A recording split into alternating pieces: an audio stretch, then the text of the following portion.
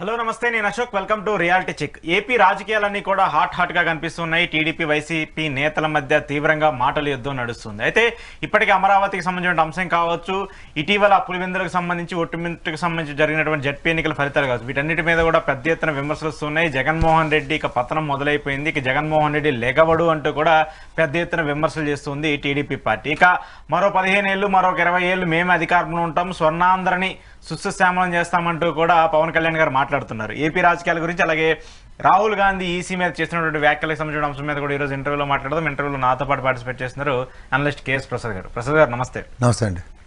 జగన్మోహన్ రెడ్డి పతనాలు ఒక్కొక్కటిగా మొదలైపోయాయి. మొన్న పులివెందుల పతనంతో ఇక భూస్థాపితం అయిపోయాడని చెప్పేసి కొన్ని మీడియా ఛానల్స్ కావచ్చు, ముఖ్యంగా అధికారంలో ఉన్నటువంటి పార్టీ కావచ్చు, కొంతమంది సీనియర్ జర్నలిస్టులు కావచ్చు మాట్లాడుతూ వస్తున్నారు. ఇటీవల కొంత కొత్త పలుకు అంటే మనం చూస్తూ ఉంటాం కదా కొన్ని ఎపిసోడ్లు, అలా మాట్లాడుతూ వస్తున్నప్పుడు నిజంగానే జగన్మోహన్ రెడ్డి ఇక భూస్థాపితం అయిపోయాడా, ఇంకా లేచే పరిస్థితి ఉండదా? అవి మీరు ఏదో పలుకులు గిలుకులు అంటారు కానీ అవి పిశాచి పలుకులు అంటారు, దెయ్యాలు వేదాలు వల్లించడం అంటారు. ఎందుకంటారంటే ఇప్పుడు లారీల్లో అట్లా కిరసనాలు ఎత్తుకొచ్చి అమ్మిన దానికిను ఓ డీలర్షిప్ తీసుకొచ్చి అమ్మిన దానికి తేడా ఉంటుందా? ఒరిజినలే కదా. అలా నిన్న ఆ పిశాచి పలుకుల్లో 96 ఎన్నికల గురించి మాట్లాడుతున్నారు. పుష్ప సినిమా చూడమని రాత్రి సీడీ పెట్టుకుని బ్రాండ్ అని ఉంటుంది చూడండి. వైఎస్ బ్రాండ్ అంటే ఏంటో తెలుసుకోమని ఫస్ట్. అంటే ఉదాహరణకి కడప పులివెందుల అయితే ఎమ్మెల్యే లేదా ఎంపీ, తండ్రైనా కొడుకేనా. అలా కుప్పం కంపారిజన్ చేద్దాం. కుప్పం ఎమ్మెల్యే ఎప్పుడైనా ఎంపీయే, అయితే చిత్తూరు జిల్లా అంతా శాసించబడిందా, అలాగే కడప జిల్లా అంతా శాసించబడిందా లేదా అన్నది చూసుకోమనండి. ఈ కంపారిజన్ చేస్తూ 1996 ఎలక్షన్ గురించి మాట్లాడాడు. ఖచ్చితంగా నేను మేసం మీద చేసి తొడకొట్టు మరీ చెప్తున్నా, జర్నలిస్ట్ ఎవడైనా, కడుపుకి అన్నం తిన్నోడు ఎవడైనా 96 ఎలక్షన్ మహానుభావుడు ఉమేష్ చంద్ర గారికి క్రియేట్ ఇవ్వాలి. ఒక ట్రాన్స్పరెంట్ ఎలక్షన్ అంటే ఏంటో చేసి చూపించాడు ఆయన. అంటే రిగ్గింగ్లు ఆ టైంలో ఈవీఎం మిషన్స్ లేవు, ఓన్లీ బ్యాలెట్. ఐ థింక్ మీరు అప్పుడు జర్నలిజం అయిందో లేదో కూడా నాకు తెలియదు. 96కి నేను కూడా అంటే ఐ మీన్ నాది డిగ్రీ అయిన రోజులు అవి. తర్వాత నేను యూనివర్సిటీలో ఉండి ఆ ఎలక్షన్ని ఓన్లీ రేడియో వార్తలు, గంటకి వచ్చే వార్తలు ఎలక్షన్స్ టైంలో ఎలా ఉంటాయో తెలుసు కదా మీకు. నిజంగా చెప్తున్నాను, ఆ రోజు ఒక పులివెందుల మొమెంటమ్ని the way it is got described. నేను ఫస్ట్ టైం, ఎందుకంటే పులివెందుల్లో శాసించబడతాడా రాజశేఖర రెడ్డి గారు అని వినివ్వండి. ఆశ్చర్యకరమైన విషయం ఏంటంటే ఇప్పుడు మీకు ప్రజలకు అర్థమయ్యే భాషలు అంటే 2025లో జరిగిన ఈ పులివెందుల ఒంటిమిట్ట ఎలక్షన్స్ కంపేర్ చేస్తే స్థానికులు స్థానిక నాయకుడిని గుండెల్లో పెట్టుకుంటారు. అది కుప్పం అనండి, పులివెందులో అనండి, కడప అవనండి. వైఎస్ అన్నది ఒక బ్రాండ్ ఉంటే పులివెందుల్లో కొడుకు గెలిపి ఇప్పుడు, అండ్ వాళ్ళ తమ్ముడు వైఎస్ అవినాష్ రెడ్డి కడప 3 టర్ములు బట్టి గెలుపు. ఎంపీ వాళ్ళు కాదంటే ఆ కుటుంబమే ఎలా రిప్రజెంట్ చేస్తుందో చూడమనండి. That is called legacy of YS. ఇక్కడ కుప్పంలో చంద్రబాబు గారు సిబిఎన్ బ్రాండ్ లేదా తెలుగుదేశం బ్రాండ్తో అట్లీస్ట్ ఆ డిస్ట్రిక్ట్ వైబ్రేషన్స్ ఉన్నాయా అదర్ దాన్ కుప్పం? చాలాసార్లు ఓడిపోతూ వచ్చారుగా. ఇది మీరు కంపారిజన్ చేసుకోగలిగితే ఈ టర్మ్ అనుకుంటాను 164లో 10 స్థానాలకి కొంచెం విఘాతం కలగొచ్చేమో, కానీ ఇప్పటికీ కూడా మెజారిటీ అక్కడే గెలుచుకుంటుంది. ఇప్పుడు మనం ఒక కంపారిజన్ చేద్దాం. అంటే నీకు నచ్చితే నీకు నచ్చినట్టు లేడు లోద్రా చూడండి, మెర్సీ గ్రౌండ్సా మెరిట్ గ్రౌండ్సా అని చంద్రబాబు నాయుడు గారి బెయిల్ పిటిషన్ మీద ఆర్గ్యుమెంట్స్ అప్పుడు చంద్రచూడ్ గారు ఇచ్చిన దానిలాగా 96లో ఏదో అంటే 25లో చేసిన తప్పుని 96తో ముడిపెట్టి మాట్లాడితే ఒక ఔన్నత్యం కలిగిన పోలీస్ ఆఫీసర్ ఆధ్వర్యంలో జరిగిన ఎలక్షన్ అది చరిత్ర. పోలీస్ రికార్డ్స్ చెక్ చేసుకుంటే ఒక వ్యాస్ గారిని, ఒక ఉమేష్ చంద్ర గారిని అలా నిలువెత్తు మనుషుల కింద చూస్తారు. సో ఇలాంటి దగ్గర అసలు మనం ఇహపరాలు మర్చిపోయి రాస్తున్నామా, మన ఇంగిత జ్ఞానం చచ్చుబడిపోయిందా, లేకపోతే మనకి ఇంగిత జ్ఞానం లేదా? చచ్చుబడిపోవడం అంటే వయసు రీత్యా చచ్చుబడిపోతుంది, కానీ ఇంగిత జ్ఞానం లేనోడికి చచ్చుబడిపోవడం అంటే అసలు బేసిక్గా ఇంగిత జ్ఞానం లేదని అర్థం. నేను ఎందుకు చెప్తున్నానంటే స్థానికులు స్థానిక నాయకుడిని గుండెల్లో పెట్టుకోవడానికి పులివెందుల కడప నిలువెత్తు నిదర్శనాలు. స్థానికేతరులు వచ్చినప్పుడు స్థానికుడిని గుండెలో పెట్టుకున్నాడా లేదా అని దానికి పులివెందుల ఒంటిమిట్ట నిదర్శనం. ఓటర్ స్థానికేతరుడైతే ఉనికిగా ప్రమాదం తీసుకొచ్చిన ఎలక్షన్ పులివెందుల మొన్న జెడ్పీ ఎలక్షన్స్ ఒంటిమిట్ట. స్థానికేతరుల ప్రభావంతో స్థానికతకి భంగం కలిగించడం. ఇది నిజంగా జనరల్ ఎలక్షన్స్లో ప్రాక్టికల్గా పాసిబుల్ అవుతుందా లేదా అన్నప్పుడు నీ original credibility of journalism pen వస్తుంది బయటికి. కానీ కంపారిటివ్ పాలిటిక్స్లో మకిలిని కడగడానికి ఇంకో మకిలి దివంగత నేత ఉమేష్ చంద్ర మీద వేసేస్తే ఎక్కడ కాలక్షేపం అవ్వచ్చేమో, కానీ దివంగత నేత అంటే నేత కాదు, దివంగత పోలీస్ యోధుడు అంటాం మేము. ఆయన యొక్క ఔన్నత్యం తెలిసిన వాడైనా సిగ్గుపడి ఇందులో పడి సామని చెప్తారు. ఎందుకంటే ఒక ప్రజాస్వామ్యబద్ధంగా జరిగిన ఎలక్షన్లు 96కి నాకు తెలిసి బ్యాలెట్ పేపర్ ఎలక్షన్, అప్పుడు బ్యాలెట్ రిగ్గింగ్ జరగకుండా ఉన్నప్పుడు స్థానికులు ఇచ్చిన ఔదార్యం, వైఎస్ రాజశేఖర రెడ్డి గెలుపు, దేవుని గడపకి ఎంత శాంచుటీ ఉందో అలాగే వైఎస్ కుటుంబానికి అంతే శాంచుటీ ఉంది. ఇది తెలుసుకుని నీ పెన్ను తీసి రాస్తే, అంతేకాని ఎవడ ప్రాపకం కోసం ఎవడ మన్నల కోసం ఉన్నప్పుడు ఇప్పుడు ఇదే లెగసీ. ఉదాహరణకి కుప్పం నియోజకవర్గంలో రేపొద్దున లోకేష్ కనుక అక్కడ నిలబడి చంద్రబాబు నాయుడు గారి తర్వాత తన ఔదార్యాన్ని చాటుకుంటూ శాశ్వతంగా ఉన్నప్పుడు అవి అడ్డాలంటారు. అలాగే డిస్ట్రిక్ట్ని శాసించే నాయకుడు ఎవడంటే రాజశేఖర రెడ్డి. కంపారిటివ్ పాలిటిక్స్లో రాజశేఖర రెడ్డి గారు చంద్రబాబు నాయుడు గారు అంటే పార్లమెంట్ నియోజకవర్గాన్ని శాసించేంత స్థాయి ఇక్కడ ఉందా లేదా అన్న రాతకి జస్టిఫై చేసుకుంటే నీ మకిలి వార్తలకి అర్థం ఉందో పరమార్థం ఉందో ప్రజలు గ్రహించగలుగుతారు. ఎందుకు ఉమ్మడి రాయలసీమ మొత్తం ఇంపాక్ట్ కనిపిస్తూ ఉంటుంది కదా వాళ్ళ యొక్క legacy. No that's okay, but I'm talking about నీ స్థానబలం అంటాను. వాళ్ళ టెరిటరీని ఎప్పుడైతే వాళ్ళు శాసించుకోగలుగుతారో, ఇప్పుడు ఇంత వార్డు సర్కమ్స్టాన్సెస్లో 124 గెలిచారు, 21 ఎంపీలు గెలిచారు. 21 గెలిచిన ఎంపీల్లో ఏం కడప పులివెందులు ఎందుకు లేవు? 124లో పులివెందులు ఎందుకు లేదు? 21లో కడప ఎందుకు లేదు? Simple logic. There are certain legacies need to be considered. That is called family, that is called brand. మనం ఏదో పెన్నుకైతే ఉంది కదా, వేణీళ్ళకి సండీలు తోడైపోతే మనోడికి మన మించిన వాళ్ళు లేరు రాసిన రాతల్లో. ఈనాడు జరిగిన పులివెందుల అండ్ ఒంటిమెటలో ప్రజలు లేని ప్రజాస్వామ్యం నెలకొల్పిన దానికి మకిలిని కరగడానికి 96కి అపవాదం వేస్తే, ఉదాహరణకు మీరు చెప్పిన ప్రాస్పెక్ట్లోనే 96లోనే లీనియంట్గా ఉన్న చంద్రబాబు నాయుడు రాసుకుని వచ్చారు. లీనియన్సీ ఒరిజినాలిటీ ఏంటంటే నిన్న జరిగిన పులివెందుల ఒంటిమెటతో తేటతెల్లమైంది. ఆ రోజు లీనియంట్గా మీరు ఉండొచ్చు, కానీ వ్యవస్థ లేదు. ఆయన ఉమేష్ చంద్ర వ్యవస్థ పర్ఫెక్ట్ గా ఉన్నప్పుడు ఎంత ఫేర్ అండ్ ట్రాన్స్పరెంట్ ఎలక్షన్ ఉందో, వ్యవస్థ మీరు లీనియంట్ గా ఉంటే, అంటే ముఖ్యమంత్రి స్థానంలో ఓ జడ్పీ ఎలక్షన్స్ ఏ విధంగా జరిగిందో చూసుకోగలిగితే, వ్యవస్థ నాటి ఉమేష్ చంద్ర ఎక్కడ, నేటి కోయి ప్రవీణ్ గారు ఎక్కడ కంపేర్ చేసుకుంటే లీడ్ అయిపోద్ది అంటారా? అదే పోలీసులు నిష్పక్షపాతంగా వ్యవహరించినట్టయితే ఇలాంటి ఇబ్బందులు వచ్చాయి కదా. నిష్పక్షపాతంగా వ్యవహరిస్తే ఉమేష్ చంద్ర గారు, నిష్పక్షపాతం కాందా అంటే Vontimitta Pulivendula. Okay okay okay సరే. కానీ అంటే ఈ డిఫరెన్సెస్ సార్, అంటే ప్రభుత్వానికి వ్యతిరేకంగా ఒకలాగా, లేదంటే సపోర్ట్ చేస్తూ ఒకలాగా, ఈ ధోరణి కావచ్చు, ఈ యొక్క మాటలు కావచ్చు, జనాలు కన్ఫ్యూజ్ అయిపోతున్నారు. జనాలు కన్ఫ్యూజ్ అయ్యే రోజులు పూర్తిగా పోయాయి. ఇవాళ గూగుల్ యుగం, ఓ బటన్ నొక్కితే 96 కథలు వస్తుంది. ఇప్పుడు బతికి అంటే ఇప్పుడు తేటతెల్లం అవుతుంది. ఆ బతుక్కి కంపేర్ చేస్తే ఆయన ఏం బతికాడరా అంటారు, ఇది ఒక బతికేనా అంటారు. ఇదే తేడా అంటారా? Okay okay. ఇంకోటి సార్, ఇప్పుడు రాష్ట్రానికి సంబంధించి అమరావతి గొడవ మళ్ళీ బయటకు వస్తుంది. అమరావతి మునిగిపోయిందని ఇంకొకళ్ళు, లేదంటే అసలు అమరావతి మీద విమర్శలు ఎవరైనా చేస్తుంటే ఎందుకు చేస్తున్నారు, ప్రభుత్వం ఎందుకు చర్యలు తీసుకోవట్లేదని చెప్పేసి పెద్ద ఎత్తున మాట్లాడుతూ వస్తున్నారు. అమరావతి గురించి ఎవరు ఏ కామెంట్ చేయాలన్నా కూడా అది విత్ ఇన్ పాజిటివ్గా ఉంటేనే తప్పితే నెగిటివ్గా మాట్లాడకూడదు అని చెప్తున్నారు. ఎందుకు అమరావతికి సంబంధించిన ఆ పరిణామాలు ఎందుకు రావాల్సి వస్తుంది? మీకు దానాలు తెలుసు కదా సార్. అపాత్ర దానం అంటే తెలుసా? తెలీదు. అపాత్ర దానం అంటే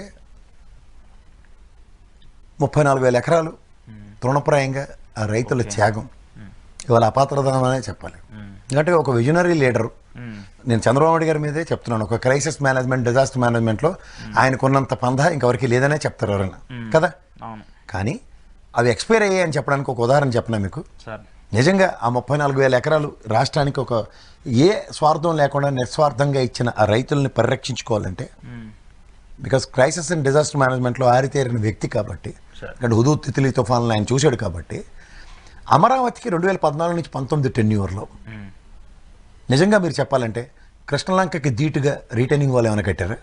లేదంటే కొండవీడు వాగుకి ఏదైతే ఉందో అలాంటి ప్రాజెక్టు ఇవాళ వాళ్ళు మాట్లాడుతున్న మాటలు ఏంటంటే, నీరుకొండకేమో 0.4 టీఎంసీలు, కృష్ణాయపాలెంకేమో 0.01 టీఎంసీలు, శాఖమూరుకి 0.1% టీఎంసీలతో ఒక రిజర్వాయర్లు కట్టడానికి 1,200 నుంచి 1,500 కోట్లు ఖర్చు పెట్టబోతున్నారు. అండ్ దీనివల్ల అమరావతి ముంపుకిని తరలించడానికి ఉపయోగపడుతుంది. 48.5 కిలోమీటర్ల కాలువలు తవ్వబోతున్నారు. ఇది నిజంగా 2014 నుంచి 19 మధ్యలో ఈ ప్లాన్ ఆఫ్ ఎగ్జిక్యూషన్స్ జరుగుతూ ఇదే జగన్మోహన్ రెడ్డి కనుక నిలువరిస్తే మీరు డ్రైనేజీలు ఎక్కడ కడతారు సార్? ఇల్లు ఎక్కడ ఉంటే ఇంటి కింద కదా డ్రైనేజ్ మినిమం 4-5 అడుగులు కింద కదా. ఇప్పుడు కొంచెం లోతట్టు ప్రాంతం అని తెలుస్తుంది. లోతట్టు ప్రాంతం అన్నప్పుడు ఏం చేస్తారు? పునాదులు లేపుకునే కడతారు కదా. ఇప్పుడు ఇదే అమరావతికి 20 అడుగులు పైకి లేపాలి. ఇప్పుడున్న బేస్మెంట్ 34,000 ఎకరాలకి 20 అడుగులు పైకి లేపడం ప్రాక్టికల్లీ పాసిబుల్? డెఫినెట్లీ కాదు కదా. రెండోది పోనీ అదే వదిలేయండి, ఇంకా అండర్ గ్రౌండ్ నేను అదే అంటలేదు. 2014 నుంచి 19 దాకా ఒకసారి చెంబు నీళ్లు మట్టి పోసిన నరేంద్ర మోడీ గారు వచ్చి శంకుస్థాపన చేశారు. ప్రాక్టికల్ లాజిస్టిక్స్లో గ్రౌండ్ లెవెల్ వర్క్ ఏం చేయాలి సార్? ఇది రీటైనింగ్ వాల్ కడుతున్నాం సార్ ముంపు కాకుండా. ఎందుకంటే మన బుడమారి లంక ములిగినప్పుడు 12 టీఎంసీలో 14 టీఎంసీలో వచ్చింది వాటర్. ఏది కృష్ణానదికి. ఏమైంది? ఆపగలిగారా? పంచభూతాలతో ఎవడైనా గేమ్ చేయగలరా? Definitely not. ఎవరి చేతిలోనే ఉంటుందా? ఈ ప్రాతిపదికన ఈ 3 రిజర్వాయర్లు, ఇది శాఖమూరు, కృష్ణాయలపాలెం అండ్ ఇది ఎప్పుడైతే మీరు కొండవీడు దీంతో పాటు పార్లల్గా చేశారనుకోండి, yes this is the proper planning. Disaster and crisis management Chandrababu garu ముందే యాంటిసిపేట్ చేసి అడ్రస్ చేస్తున్నారు. ఇవేమైనా జరిగాయి 14 నుంచి 19 దాకా? అదే వరల్డ్ బ్యాంక్ మొహానేడి చేసి అప్పు ఇవ్వడం, ఇది లోతట్టు ప్రాంతం ఉన్న ఐఐటి నిపుణులు చెప్పింది, ఇదే నారాయణ గారు చెప్పింది కదా. ఇప్పుడు ఏమైనా అద్భుతం జరిగిపోయిందా? మళ్ళీ అదే సొమ్ము నీళ్లు మట్టి బదులు పవన్ కళ్యాణ్కి సాటిలైట్ తప్ప ఇంకేమైనా ఉందో దాంట్లో? శాశ్వత రాజధాని అని గజెట్ కనీసం కేంద్ర ప్రభుత్వం ఇచ్చిందా? ఈ ప్రభుత్వం రిప్రజెంటేషన్ ఇచ్చిందా? నేను అసెంబ్లీ లాస్ట్ సమావేశంలో తీర్మానం చేసి ఏమైనా పంపించారా? ఇదేమి జరగకుండా ఒక అపాత్రదానంగా మిగిలిపోయిన ఆ 34,000 ఎకరాల గురించి ఏమని చెప్పాలా? ఏమని చెప్పాలా? ఇప్పుడు ఉదాహరణకి ఆంధ్రప్రదేశ్లో పాత సెక్రటరేట్ లకడీకపూల్ ఖైరతాబాద్ మధ్యలో, అలాగే అసెంబ్లీ భవనం ఎక్కడుంది సార్? లకడీకపూల్లో ఉంది. అండ్ హైకోర్టు ఓల్డ్ సిటీలో ఉంది. ఇదే చంద్రబాబు గారు ఆయనలో ఈ 3 ఇంట్లోంచి ఆయన పరిపాలన సాగించాడు కదా. అసెంబ్లీ సమావేశాలు అక్కడే జరిగి, సెక్రటరేట్ బ్లాక్ అయిందే డి బ్లాక్లో, అండ్ హైకోర్టు, గౌరవ హైకోర్టు అదే. వీటిల్లో ఉన్నదని చెప్పి మైక్రోసాఫ్ట్ కానీ ఏఎస్బీ కానీ సైబరాబాద్లో మేము పెట్టమని చెప్పారా? అట్లా ఎందుకు ఉంటుంది? ప్రభుత్వం ఇంతకన్నా ఏమైనా చేసిందా? లేదా మైక్రోసాఫ్ట్కి వాటికి ల్యాండ్ ఇచ్చింది. అలాగే అమరావతి ల్యాండ్ ఇవ్వనండి, వైజాగ్ ల్యాండ్ ఇవ్వనండి, ఎక్కడైనా ల్యాండ్ ఇవ్వనండి ప్రభుత్వం. కానీ అభివృద్ధికి ప్రభుత్వం చేయవలసిన పని అంటే బ్రహ్మాండమైన కరెంట్ ఇవ్వడం, బ్రహ్మాండమైన వాటర్ ఫెసిలిటీ ఇవ్వడం అండ్ ల్యాండ్ ఇవ్వడం. ఈ మూడింటికి అమరావతి అయితేనేటి, వైజాగ్ అయితేనేటి, లేదా గుంటూరు అయితేనేటి, అనంతపురం అయితేనేటి రిసోర్స్ క్రియేట్ చేయడం కదా కావాలి. రిసోర్స్ క్రియేట్ చేయడం బాధ్యత అది. కానీ దీనివల్ల అదంతా అభివృద్ధి చెందుతుందని అభూత కల్పనలు ఎవరు కల్పిస్తున్నారు? తప్పరైట ఖచ్చితంగా కదా. తప్పరైట ఎవరిది? ఖచ్చితంగా ప్రభుత్వం. ఇప్పుడు ఈ ప్రభుత్వం 14 నుంచి 19 టెన్యూర్లో ఈ 3 రిజర్వాయర్లకి బృహత్తర కార్యక్రమం నడిపిస్తూ ఇప్పుడు ఉదాహరణకి ఇవాళ కాడెత్తుకున్నా ఈ 1200 నుంచి 1500 కోట్ల ప్రాజెక్టు 48.5 కిలోమీటర్ల కాలువల తవ్వకాలు ఇవాళ రుద్ర ప్రాతిపదిక మీద పని మొదలెట్టిన not less than 2 years 3 years పడుతుంది కదా. అంటే ఈ 10 year పుణ్యకాలం గడిచిపోయినట్టే కదా. ఈ 5 ఏళ్ళు గడిచిపోయినట్టే. ఇంకా ఎందుకు సార్ అది? ఎవరికి చెప్తారు సార్? ఇప్పుడు అమరావతి మీద నేను మాడకూడదు, మీకు మాడకూడదు, నా రాజధాని అది, నేను గర్వంగా చెప్తా. కానీ రాజధానికి సంబంధించిన అంశాలు ప్రభుత్వ పరంగా ఏం చేయాలో చేసేసింది. వెట్టి కాలేజీ వాడు వచ్చి పెట్టాడు, ఆడికి మునిగిపోతుందని తెలియదా? అక్కడ ఉన్న సాంద్రత తెలియదా? లేకపోతే ఏం చక్కడే పెట్టారు, ఆడికి తెలీదా? చాలా కాలేజీలు పెట్టారు ఉన్నారు కదా, వాళ్ళందరికీ ఎస్ఆర్ఎండి పెట్టారు, వీళ్ళందరికీ తెలిసే పెట్టారు కదా. అలా ఎవడైనా అభివృద్ధి చెందాలి ఆ రాష్ట్రం అనుకున్నప్పుడు ఏ అన్నారయ్యో మా కోట చేయడం ఇలాంటి వాళ్ళందరూ వచ్చాక డబ్బులు పెట్టారు అనుకోండి, ఎవడు కదన్నాడు? పెద్ద పెద్ద కంపెనీలను వైజాగ్లో పెట్టుబడి పెట్టినప్పుడు ఎందుకు అమరావతికి రావట్లేదన్న క్వశ్చన్ కూడా రైజ్ అవుతుంది కదా. ఇప్పుడు ఇప్పుడు అమరావతిలో ఇంకా ల్యాండ్ ఉంది, కావాల్సిన ల్యాండ్ ఉంది, అక్కడ ఇచ్చి అక్కడ కంపెనీలు ఎస్టాబ్లిష్ చేయొచ్చు కదా అని చెప్పేసి ఒక క్వశ్చన్ రైజ్ అవుతుంది. ఆబ్వియస్లీ ఇస్తారు, కానీ అక్కడ బేసిక్ ఇన్ఫ్రాస్ట్రక్చర్ వాటర్ అయితే బాగా ప్రొవైడ్ చేయగలరు, కరెంట్ ఇవ్వగలరు. మిగతా బిల్డింగ్లు కట్టుతారా లేదని 20 అడుగులు ఒక్కొక్కరిని లేపుకుని కట్టుకోమనండి, ఏమైంది? అంతే కదా. ముందు సీడ్ క్యాపిటల్ రోడ్ ఏమనండి సార్, అది ఎందుకు ఇట్లే? ఇవే కదా బేసిక్ క్వశ్చన్స్. అక్కడ అసలు మెయిన్ ప్లాట్స్ అవన్నీ డివైడ్ చేసి ఏ ఏరియాకి డివైడ్ చేయాలనేది ఉంది కదా. ఇంకెంతవరకు ఇది అదే జరగట్లే. రైతులకు ఇవ్వాల్సినటువంటి భూముల మీద కూడా వాళ్ళకు కూడా ఇవ్వలేదని వాళ్ళ అమరావతి అంబిగ్యూటీని తెలుసో తెలియకో పోలీసు వారి మొదలెట్టుకుంది చంద్రబాబు నాయుడు గారు. డెఫినెట్గా అది. ఇప్పుడు దీన్ని కామన్ చేయడం వల్ల వచ్చేది ఏముండదు కదా, ఏముంటుంది సార్? సాల్వ్ చేయడం తప్పితే ఇంకా నేను అంటుంది అదే. ఇప్పుడు కామన్ క్యాపిటల్ కింద డిసైడ్ చేసింది ఎవరు? కేంద్ర ప్రభుత్వంలో కాంగ్రెస్ బీజేపీ వాళ్ళే. ఆవిడేమన్నా బీజేపీ వాడు మాట్లాడే అదేంటి కామన్ క్యాపిటల్ ఎందుకు ఇస్తారు? అమరావతి కాదు, లేకపోతే గుంటూరు కాదు, విజయవాడ, లేకపోతే కాకినాడ, లేదంటే వైజాగ్, లేకపోతే విజయవాడ పరిసర ప్రాంతాల్లో, లేదంటే కర్నూలు, ఇవేవి ఎందుకు చెప్పలేదు? అప్పుడే డిసైడ్ చేసినట్టు అప్పుడు డిసైడ్ చేయాలి కదా. ఇద్దరు కలిపి చీకటి దెబ్బలు కొట్టింది ఆంధ్రప్రదేశ్కే కదా. రెండోది ఆ కృష్ణా కమిటీని నెత్తికెట్టింది ఎవరు? వీళ్ళిద్దరు కలిపే కదా. కేంద్ర ప్రభుత్వం. ఆ రోజు ఫ్లోర్ ఆఫ్ ద హౌస్లో వెంకయ్యనాయుడు గారు దివంగత నేత ఎవరంటే అరుణ్ జైట్లీ కదా, నెక్స్ట్ మా ప్రభుత్వం వస్తాం పీకి పందిరేస్తామని చెప్పింది వీళ్ళే కదా. ఏది ఏది వాళ్ళు కూడా మాట్లాడలేదు మరి. ఆ టెన్యూర్ కూడా పోయింది. సో ఇవన్నీ గమనిస్తూ కూడా ఇంకా మనం ఎరిమాల కొల్లగా ఇదేదో ఆలవలన అయిపోద్ది అనుకుంటే ఎవడు భ్రమిస్తాను, నేనైతే భ్రమలో లేను. వాళ్ళ వల్ల కాదండి, ప్రత్యేక హోదా 5 ఏళ్ళు కాదు 10 ఏళ్ళు మే ఇష్టం వచ్చిన తర్వాత అని చెప్పింది ఆ వెంకయ్యనాయుడు గారు. 5 ఏళ్ళు ఇచ్చింది ఆనాటి మన్మోహన్ సింగ్ గారు. ఏం బోత్ హౌసెస్లో ఏమైనా కాంగ్రెస్ నోరు విప్పిన వదంతం ఉందా? అదేంద్ర భాయ్, చిన్న రాష్ట్రాలు విభజిస్తే మేము 5 సంవత్సరాలు కడుపులో పెట్టుకుని కాపాడాము 10 సంవత్సరాల పాటు. వాజ్పేయి గవర్నమెంట్లో విభజించిన రాష్ట్రాలు మూడింటిని ఎలా కడుపులో పెట్టుకుని కాపాడింది కాంగ్రెస్? మరి అదే మాట మీరు వస్తారు కొట్టిన తెలంగాణకి ఆంధ్రప్రదేశ్కి నీటి నిల్వలు తేల్చరు, మేము ఇస్తామని విభజన హామీలు ఇవ్వరు. ఏంది బాధను ఎవరన్నా ఫ్లోర్ ఆఫ్ ద హౌస్లో మాట్లాడారా? చర్చ ఉందా దాని మీద ఎప్పుడైనా? మనమే పాపం చేసాం. పొలిటికల్ ఎంబియన్సీ కోసం ప్రజల్ని ఇబ్బంది పెడుతూ ఉన్నారు. మోసం చేశారు, ఇబ్బంది కాదు మోసం చేశారు. ఎవరు? కాంగ్రెస్ బీజేపీ వాళ్ళే. ఖచ్చితంగా వాళ్ళిద్దరే. ఇవాళ రాజకీయ ప్రయోజనాలకు బీజేపీ సన్నిధిని ఉంటే మనం ఎందుకు కోరుకోవాలా? ఓకే ఓకే సరే. ఇంకోటి సార్, ఇప్పుడు ఒక చర్చ జరుగుతుంది. ఇప్పుడు టీడీపీకి సంబంధించి ఎన్టీఆర్ గారి వ్యవహారం ఒకటి లాగుతున్నారు. ఆయన సినిమాకి సంబంధించి ఒక టీడీపీ ఎమ్మెల్యే, సరే ఆ పదజాలం అది మనం మాట్లాడకూడదు, ఒక ఎమ్మెల్యే హోదాలో ఉన్నటువంటి వ్యక్తి చేసేటువంటి కామెంట్స్ కాదు, కానీ అది చేసినటువంటి తీరుని ఇది ఎందుకు పొలిటికల్గా ఒకరి మీద ఒకరు డామినేషన్ పెంచుకోవడం కోసమా, లేకపోతే ఇది ఆ వ్యాఖ్యలు చేసి నెగిటివ్ అవ్వడం అని అనుకుంటున్నారా? ఇప్పుడు ఇదే భువనేశ్వరమ్మ గారి గురించి మాట్లాడిన దాని మీద అందరికీ మనోభావాలు గాయమే కదా సార్. ఎవరైనా స్త్రీమూర్తుల్ని గౌరవించాలి. ఆర్టీసీ బస్సులు ఏమని రాసి ఉంటాయి? స్త్రీలను గౌరవించండి, వాళ్ళకి కేటాయించిన సీట్లు వాళ్ళకి ఇవ్వండి. ఇవన్నీ అక్కడికే రాతలకు పరిమితం అవుతాయా? లేదా చాగంటి కోటేశ్వరరావు గారిని మీ దగ్గర సలహాదారుడికి పెట్టుకోగానే ప్రవచనాలు వర్తింపజేస్తాయా? లేకపోతే 164 గెలవగానే ప్రజాస్వామ్యంలో మీకు ఏమైనా అతిథి శక్తులు వస్తాయా? ఎవరికైనా అమ్మాయి కదా సార్. కుంతీదేవికి పుట్టిన పిల్లలు ఎవరు? ఆవిడకి ఏమైనా సక్రమంగా వచ్చారో? భగవంతుడు వరమేనా? దానికి మహానుభావుడు కృష్ణ పరమాత్ముడు నిన్న కృష్ణాష్టమైంది. ఆయన సర్వం తానే భారత యుద్ధాన్ని ఎలా నడిపించలేదా? భగవంతుడికే లేని బాధ వీళ్ళకి ఎక్కడి నుంచి ఆక్షేపణలు వస్తున్నాయి? అమ్మ అంటే ఏంటండి? నవమాసాలు మోసి ఎన్ని ప్రాణాలకు తెగించి 10 జన్మలు ఎత్తి మళ్ళీ మనకు పునర్జన్మనిస్తుంది. ఎవడండి వీళ్ళందరూ? అమ్మని గురించి మాట్లాడే అంత స్థాయి, అర్హత, హక్కు ఎవరికి ఉంది? నీకు చేత కాకపోతే ఎన్టీఆర్ జూనియర్ ఎన్టీఆర్ సినిమాలు చూడడం మానే. నేను జూనియర్ ఎన్టీఆర్ ఫ్యాన్ కాదని చెప్పు. నేను చిరంజీవి ఫ్యాన్నో, లేకపోతే పవన్ కళ్యాణ్ ఫ్యాన్నో, లేకపోతే మహేష్ బాబు ఫ్యాన్నో, ప్రభాస్ ఫ్యాన్నో చెప్పుకునేడు. ఎవడరా మీకు డిస్క్రిప్షన్స్ ఇస్తున్నారు? అసలు నాకు తెలియక అడుగుతున్నాను. అమ్మల గురించి మాట్లాడే స్థాయి మీకు ఎవరు ఇచ్చారు? జన్మల గురించి మాట్లాడే స్థాయి ఎవరు ఇచ్చారు? ఇది ఖచ్చితంగా ఆక్షేపణీయం. ఓ పక్క అక్కడ శ్రీకాకుళంలో కోనరావు గారు ఏం మాడుతున్నారు? ఆయన ఇన్నాళ్ళ బట్టి పాలిటిక్స్ చేసి కాకరకాయల కేకరకాయ అయిందా? ఈ గుంటూరు ఎమ్మెల్యే గారు ఆయన ఏంటది? ఇది పార్టీ 43 సంవత్సరాలు లెగసీ కలిగిన పార్టీలో ఇదే డిసిప్లిన్ ఉందా? క్రమశిక్షణ సంఘం ఏం చేస్తుంది? ఫస్ట్ పార్టీ నుంచి ఎక్స్ప్లెయిన్ చేయండి, సస్పెండ్ చేయండి ఫస్ట్. 120 ఉన్నాయి కదా, ఈ ముగ్గురు పోయినందువల్ల నష్టమే లేదు. ఎందుకుంటది? ఇంకా అట్లీస్ట్ ప్రజల్లో ఒక నమ్మకం పెరుగుతుంది. ఆబ్వియస్లీ మొన్న ఆయన ఫ్యాన్స్ కూడా ఓట్లు వేశారు కదా అధికారం. సార్ అదంతా నాకు అనవసరం విషయం సార్. నీకు చేతనైతే నీతో కలిబడు, నీ గల్లా పట్టు, నేను కొట్టు లేదు సావు. అంతేకాని మీ అమ్మగారు అనే హక్కు నాకు లేదు. అలాగే ఎవరికైనా తల్లి దేవత, స్త్రీమూర్తులను గౌరవించవలసిన బాధ్యత సమాజంలో ఉండి కూడా అది ఏ పార్టీ వాడు, అది వైఎస్ఆర్సీపీ వాడు, తెలుగుదేశం వాడు, కాంగ్రెస్ వాడు, బీజేపీ వాడు, జనసేన వాడు, ఇంకే పార్టీ, ప్రజాశక్తి పార్టీ వాడు, నాకు అనవసరం. ప్రజల్లో ఎవడైనా సరే తల్లిని గౌరవించాలి. ఏ తల్లినైనా ఇష్టం వచ్చినట్టు మాట్లాడితే నేనైతే కన్సిడర్ చేయను, నాకు అవసరం లేదు. ఫస్ట్ ఆఫ్ ఆల్ ఎవరైనా సరే కుటుంబంలో ఆడవాళ్ళ జోలికి అసలు వెళ్ళకూడదు. పొలిటికల్ అసలు ఇంట్లో భార్య పిల్లల విషయంలోనూ, అక్క చెల్లెల విషయంలోనూ, అమ్మా నాన్నల విషయంలోనూ ఎవడో ఇస్తున్నాడు మీకు హక్కులు? ఎవరో మీరంతా? నాకు అర్థం కాదు. ఎక్కడి నుంచి ఏమైనా అతీత శక్తుల కింద ఆవిష్కృతులు అయ్యారా మీరు? ఖచ్చితంగా అది ఆక్షేపణీయం అండి, ఖచ్చితంగా ఆక్షేపణీయం. ఏదైనా పత్తాలుగా క్లబ్బులు పెట్టినంత సులువు అనుకుంటున్నాం మాట్లాడడం, లేదంటే ప్రభాకర్ చౌదరిని అమాయకం చేసి లోకేష్ గారి భజన కోసం టికెట్ లాక్కోవడం అంత సులువు అనుకుంటున్నావా? విజ్ఞతకు వదలడానికి కూడా విజ్ఞత లేని మాటలు. ఏ టెక్నాలజీ? నా ముఖం మార్చారు, నా నోరు మార్చారు. మరి అపాలజీ ఎందుకు చెప్పి 4 గోళ్ల మీద వాళ్ళు డిమాండ్ చేస్తుంది ఏంటి? 4 గోళ్ల మీద కదా బయటకు వచ్చి జనబావుల్లో సమాధానం చెప్పమంటున్నారు.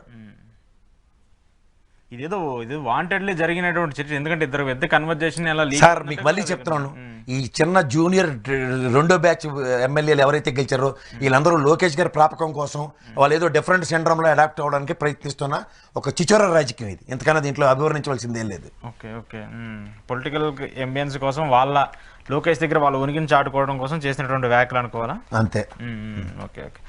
రాష్ట్రపతి ఉపరాష్ట్రపతి సంబంధించిన ఎన్నికలు జరగబోతున్నాయి సార్. దీంట్లో సరే ఇక్కడ జగన్మోహన్ రెడ్డి గారికి సంబంధించిన వాళ్ళ మద్దతు కావాలని చెప్పేసి కేంద్ర మంత్రులు ఫోన్ చేయడం ఇవన్నీ కూడా జరుగుతుంది. ఆల్రెడీ ఇక్కడ కూటమిలో 3 పార్టీలు ఉన్నాయి. మళ్ళీ జగన్మోహన్ రెడ్డి మద్దతు కావాలని చెప్పేసి అధికారంలో ఉన్నటువంటి బీజేపీ అడగటం ఏంటి? మొన్నేమో హాట్ లైన్లో చంద్రబాబు నాయుడు గారు, రేవంత్ రెడ్డి గారు, రాహుల్ గాంధీ గారు ముగ్గురు కనెక్షన్లో ఉన్నారని ఇంకో చర్చ. జగన్మోహన్ రెడ్డి గారి వ్యూహం ఏంటి? లేదంటే బీజేపీ మళ్ళీ జగన్మోహన్ రెడ్డితో టచ్లోకి రావటం ఏంటి? ఏం చెప్తారు దీనికి సంబంధించి? ముందు వాళ్ళ ఐఎన్డీఏ కూటమి ఏమన్నా పెట్టమన్నాడు సార్, అప్పుడు మాడదాం. నేను మొన్నటిదాకా అజీజ్ గారు అనుకున్నా. ఇవాళ సౌత్ ఇండియా మీద ప్రేమ ఎక్కువైపోయి సౌత్ ఇండియా వారసులనే తీసుకొచ్చారు. తమిళనాడు ఎలక్షన్స్ ఉన్నాయని చెప్పేసి తమిళనాడు ఎలక్షన్ వాళ్ళు చేసి గేమింగ్. సావిత్రి గారు ఎందుకు చచ్చిపోయారంటే, నా వారసుడు గారు నరేంద్ర మోడీ గారు వచ్చారు, నటనలో నన్ను మించిన వాళ్ళు లేరు, ఆయన నేను మహానటుని అయితే ఆయన మహానటుడు అని చెప్పి రామారావు గారు, నాగేశ్వరరావు గారు, సావిత్రి ఇలాంటి వాళ్ళు అందరూ తనువు చాలించిన తర్వాత ఇలాంటి ఆవిష్కృతులైన మహనీయులు పుట్టారు దేశంలో. అలాంటి మహనీయులు పుట్టిన గడ్డలో ఇవాళ పార్టీలకు అతీతంగా నిలబెట్టే క్యాండిడేట్లు ఎలా ఉంటారో, తమిళనాడు ఎలక్షన్లు అంటే తమిళనాడు క్యాండిడేట్, బీహార్ ఎలక్షన్లు అంటే ప్యాకేజ్, ఇందులో ఎరుమలో కలర్ అంటే తెలంగాణ ఆంధ్రప్రదేశ్ ప్రజలే, అంతకన్నా ఇంకేం లేదు. ఇక్కడ ఉన్నటువంటి పార్టీలు సపోర్ట్ తీసుకు సార్, అది ఎలక్ట్రల్ కాలేజ్ కింద ప్రతి ఎంపీ ఓటు చాలా వాల్యుబుల్. వాళ్ళు ఎంత కాదన్నా వైఎస్ఆర్సీపీకి అక్కడ ఒక 4, ఇక్కడ ఒక 7-8 ఉన్నాయి. పైపచ్చి ఆయన మాట కాదనే వాళ్ళు ఇంకా బయటికి వెళ్ళి కోతికొమ్మచ్చి ఆడుకుంటున్న వాళ్ళందరూ కూడా ఇంకా ఆయన మాట వినే నేపథ్యం ఉందన్నది ప్రాథమిక అవగాహన తెలుగుదేశంలో కన్నా వైఎస్ఆర్సీపీలో కన్నా బీజేపీ వాళ్ళకి ఎక్కువ ఉంది. సో దాన్ని బట్టి ఏంటంటే శంఖంలో పోస్తాను కానీ తీర్థం అవుతుంది కాబట్టి నువ్వు కూడా మాట చెప్పు అని ఆ 11 రాజ్యసభలో వ్యాలిడిటీని రీగాలేట్ చేయడానికి ఓకే అంతకని వెళ్ళలేదు. అంటే ఇక్కడ కూటమిలో ఉండి మాట్లాడుతున్నారు కదా, మళ్ళీ జగన్మోహన్ రెడ్డితో ఆ లైజనింగ్ మెయింటైన్ చేస్తే ఇక్కడ కూటమి ఏం బీటలు వారేద్దా అనే ఒక చర్చ కూడా ఉంటుంది కదా. గతంలో మీరు ధరంపోటు దేశాలు అప్పుడు బీజేపీని మాడిన అన్ని మర్చిపోయారు. మీరు ఏరు దాటిన తర్వాత బోడుమలన సిద్ధాంతం కనిపెట్టిన వాళ్ళు ఎవరో అందరికీ తెలుసు. ఓకే ఓకే ఓకే సరే, అయితే కంక్లూడ్ చేస్తే చివరికి ఒక పాయింట్ సార్, సుగాలి ప్రీతి ఈ మాటని మనం చాలా రోజుల నుంచి విన్నాం, చాలాసార్లు మాట్లాడుతున్నాం. పవన్ కళ్యాణ్ గారు ఎన్నిసార్లు మాట్లాడారు, మీరు కూడా ఎన్నిసార్లు మాట్లాడారు, ఈ ఇష్యూ అమ్మాయికి న్యాయం జరగాలి. స్టిల్ ఇప్పటికి కూడా ఈరోజు వాళ్ళ మదర్ మళ్ళీ ప్రెస్ మీట్ పెట్టి మా కూతురికి న్యాయం చేయండి అని చెప్పేసి ఆమె మాట్లాడుతున్నాను. దీని మీద మీరు రియాక్ట్ అవుతారని నేను అనుకుంటున్నాను. అంటే 19వ తారీఖు నాడు వీల్ చైర్ యాత్ర మొదలెట్టబడుతుంది ఆవిడ. అవును, ఏమవుతుంది సార్, ఈవిడి కన్నా ఆయిషా మీరా వాళ్ళ అమ్మగారు చేసిన పోరాటం ముందు సుగాలి ప్రీతి పోరాటం ఎంతండి? ఆవిడకే న్యాయం జరగలేదు. మనం చేసుకున్న కర్మ ఏంటంటే, తెలుసో తెలియకో ఆడపిల్లల మీద జరుగుతున్న దాష్టికాయలకి వాటికి ఎవరికి బాధ్యత లేదు. ప్రతి ఒక్కడు పొలిటికల్ అవసరాలకు వాడుకునే ఒక వెపన్ కింద సుగాలి ప్రీతిని గౌరవ పవన్ కళ్యాణ్ గారు, గౌరవ జనసేన పార్టీ వాడుకున్నంత ఎవడో వాడుకోలే. డెఫినెట్గా ఏహపరాలు మర్చిపోయి ఎవరు ఆయనలో జరిగిందో ఎవరి ప్రభుత్వంలో జరిగిందంటే వాళ్ళ కథ స్క్రీన్ పై దర్శకత్వం డైరెక్టర్ చూడండి, అలా అక్కడ పులిని పెట్టాలంటే పిల్లిని పెట్టాలంటే పిల్లిని పెట్టినట్టు అది ఎవరి ప్రభుత్వంలో జరిగిందో ఎవరి ఆయనలో జరిగిందో కూడా ఏహపరాలు మర్చిపోయి ఒకరికి అనుగుణంగా దాన్ని మలచడానికి చేసిన వికృత క్రీడలో బలైంది వైఎస్ఆర్సీపీ అని చెప్పొచ్చు. ఆవిడకి ఎంత సముచిత స్థానం కూడా ఇచ్చింది వైఎస్ఆర్సీపీ పరంగా. జగన్మోహన్ రెడ్డి ఏం చేశాడో కూడా చరిత్రకు తెలుసు, మళ్ళీ నేను చెప్పాల్సిన అవసరం లేదు. సో వీటన్నిటి సారాంశాల్లో సుగాలి ప్రీతికి జరిగిన అన్యాయానికి, అలాగే ఆయిషా మీరాకి జరిగిన అన్యాయానికి ఒక మగజాతిలో పుట్టినందుకు సిగ్గుపడితో తలదించుకోవడం తప్ప నేను అంతకన్నా ఇంకేం చేయలేను. ఇక్కడ సిబిఐలో అడిగితే చేతులు ఎత్తేసి నాతో కాదన్నప్పుడు ఇంకా అడిగేలు మొరెట్టుకోలేదు. కానీ అలాంటివి మాత్రం పొలిటికల్ అవసరాలకి కొన్ని పార్టీలకి అస్త్రాల కింద వాడడం మాత్రం మంచి పద్ధతి కాదు, ఖచ్చితంగా కాదు. ఎందుకంటే ఇప్పుడు రాజకీయం కోసం వాళ్ళు ఏదో 4 ఓట్లు పడతాయని చెప్పేసి మాట్లాడుతున్నారు, కానీ పడ్డాయి జరిగినటువంటి అన్యాయాన్ని మనం మాట్లాడలేకపోతున్నాం కదా. స్టిల్ ఇప్పటికీ ఈజ్ డిప్యూటీ సీఎం, ఇప్పటికీ నోరు తెరవట్లేదు. అది చాలా బాధాకరంగా ఉంది. అట్లీస్ట్ దాని మీద ఒక స్పెషల్ టీంని వేస్తూ లేదంటే విచారణ జరిపిస్తూ ఏదో ఒకటి చేయడానికి ఉపయోగం ఉంటుంది. దాని మీద రెస్పాన్స్ అనేది రాకపోవడం ఇర్రెస్పాన్సిబిలిటీకి నిదర్శనం అది, అంతకన్నా ఇంకెళ్ళలేదు. ఆయన ఆ పొలిటికల్ టైంలో చేసినటువంటి ఏ కామెంట్కి ఇప్పటి వరకు రిఫ్లెక్షన్ కనిపించట్లేదు. ఉమెన్ మిస్సింగ్స్ కావచ్చు, లేదంటే ఆ తర్వాత రోడ్లు అంటారా, ఆ పని అంటారా, ఇప్పుడు స్టిల్ ఈ సుగాలి ప్రీతికి సంబంధించిన అంశం కూడా కావచ్చు. ఏదైనా ఎలక్షన్కి నేను మీకు ఎలా ఉపయోగపడాలని ఒక పార్టీని పణంగా పెట్టిన వ్యక్తి ఎవరంటే పవన్ కళ్యాణ్. ఇలా ఉపయోగపడని టాస్క్ ఇచ్చిన తెలుగుదేశానికి జహాపన రాజకీయాలు చేస్తున్న పవన్ కళ్యాణ్ ప్రజలకి సమాధానంగా మిగిలాడు. ప్రశ్నిస్తానని వచ్చి సమాధానం ప్రజలకు మాత్రం బ్రహ్మాండంగా తెలిసిపోయింది. మరి చూడాలి ఆ ప్రజలు మరి రాబోయే ఎన్నికల్లో ఏం చేస్తారు ఏంటి తర్వాత విషయం. ఓకే, తర్వాత రాజువాడు మంత్రివాడు చూద్దాం సార్ మరి అప్పుడు పరిణామాలు ఏంటి. థ్యాంక్ యూ ప్రసాద్ గారు, థ్యాంక్ యూ వెరీ మచ్. ఇది ఈరోజు కేఎస్ ప్రసాద్ గారితో స్పెషల్ ఇంటర్వ్యూ. చూస్తూనే ఉండండి రియాలిటీ చెక్.